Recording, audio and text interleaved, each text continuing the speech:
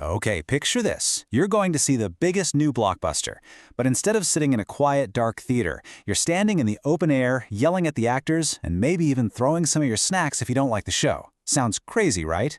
Well, today, we're taking a trip back 400 years to see what going to the theater was really like in Shakespeare's day.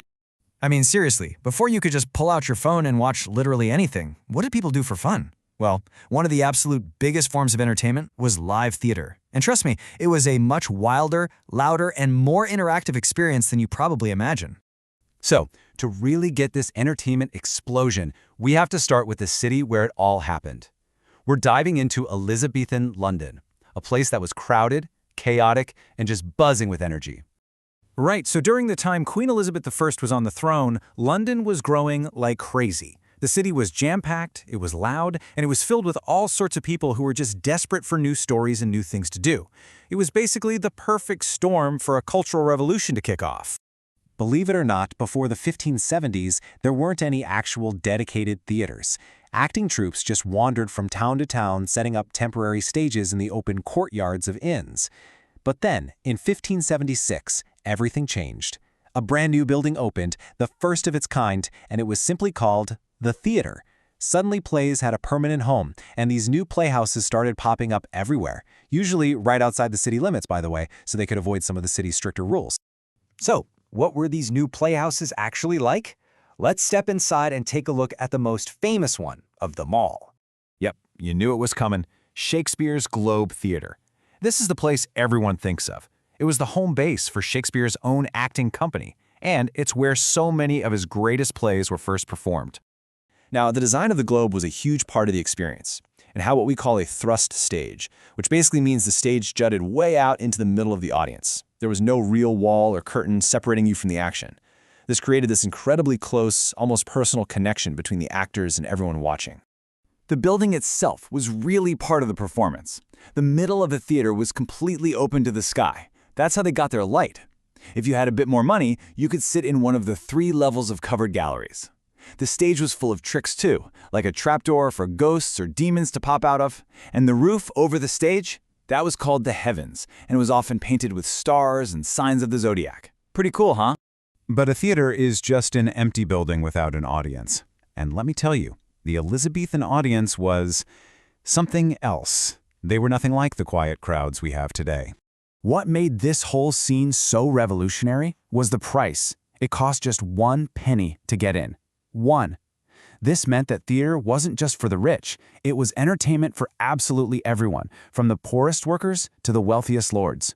And those 1-penny customers, they had a nickname, the groundlings. These were the folks who stood in the open-air yard right at the foot of the stage. They were squished together, totally exposed to the sun and rain, and they were famous for being loud, energetic, and very open about their opinions on the play. So you had this incredible mix of people all in one place. Down on the ground, you had the groundlings standing in the mud. Then, if you paid a little more, you could get a seat on a bench in the covered galleries, where you were safe from the rain and had a better view. Some of the richest nobles even paid to sit right on the sides of the stage itself, mostly just to show off their expensive clothes. Seriously, forget about polite silence. This audience was practically part of the show. They would cheer like crazy for the heroes, they'd boo and hiss at the villains, and if they really hated a performance, they had no problem shouting insults, or even throwing the nuts and fruit they were snacking on. Okay, so we've got the awesome theater and the rowdy crowd. But what actually happened when the lights went down? Well, when the sun was in the right spot and the show began. They didn't have online tickets or blinking lights in the lobby. Instead, if a play was going to be performed that day, a flag was raised on top of the theater. A trumpet would blow to let everyone know the show was about to start. And performances always happened in the afternoon because, they had to use the natural daylight. Now, here's something that might surprise you. There were no big, elaborate painted sets. The stage was pretty much just a bare wooden platform. The actors had to create a whole world, a castle, a spooky forest, a battlefield using just their words and their actions. The audience really had to use their imagination. But to make up for that bare stage, the costumes were the complete opposite. They were absolutely spectacular. We're talking rich, fancy fabrics like silk and velvet. A lot of the time, these are actually the real secondhand clothes of noblemen. So they brought this incredible splash of color and status to the stage. This brings up a really interesting question. You have all these amazing plays with these powerful female characters, right? Juliet, Cleopatra, Lady Macbeth. So who were the incredible actresses playing these parts?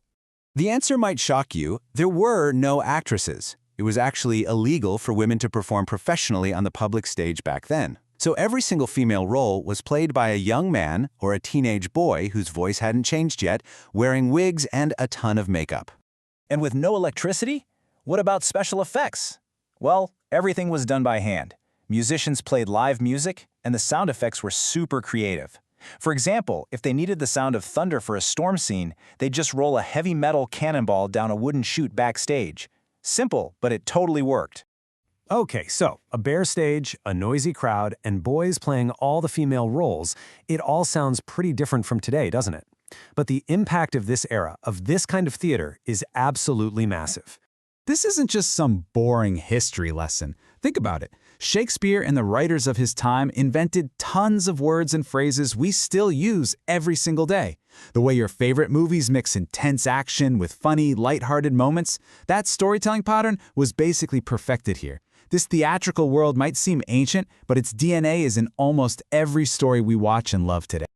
And that kind of leaves us with one final thing to think about. This was the absolute peak of mass entertainment 400 years ago.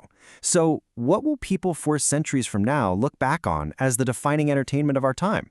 What do you think is our Globe Theater?